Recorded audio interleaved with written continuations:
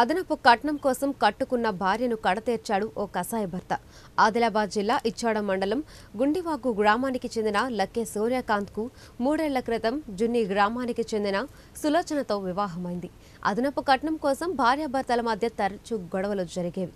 ఈ క్రమంలో సులోచనను ఇచ్చాడ మండల కేంద్రానికి చికిత్స నిమిత్తం తీసుకొచ్చిన భర్త తిరుగు ప్రయాణంలో భార్యను చంపేసి గ్రామ శివారులోని వ్యవసాయ బావిలో పడేశాడని మృతురాలి బంధువులు ఆరోపిస్తున్నారు. తన భార్య కనిపించడం లేదని ఆయన పోలీసులకు సమాచారం ఇవ్వడంతో గాలించిన పోలీసులు సులోచన మృతదేహాన్ని కనుగొన్నారు.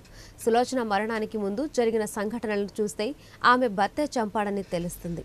కేసు నమోదు చేసి దర్యాప్తు చేస్తున్నట్లు బోత్ సిఐ నాగేంద్రాచారి తెలిపారు.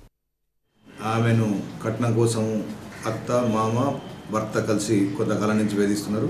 తర్వాత పని చేయట్లేదనో లేకపోతే ఇంకేదైనా కారణం మీద ఆమెను వేధించి నిన్న ఆ వేధింపులు భరించలేక నిన్న ఆత్మహత్యాయత్నం చేసింది. మందాగి అక్కడి నుంచి డిశ్చార్జ్ చేసి తీసుకొని పోయి బావి దగ్గర పని ఉందని చెప్పేసి తీసుకుపోయి ఎట్లా మందాగింది కదా అని చెప్పి అందరు అనుకుంటారు, ఆత్మహత్య చేసుకుందా అనుకుంటారని చెప్పేసి కాళ్ళు కడుక్కుని దిగుడు బావిలకు దింపి ఆమెను నూకేసి చంపేసినట్టుగా మాకు రిపోర్ట్ వచ్చింది.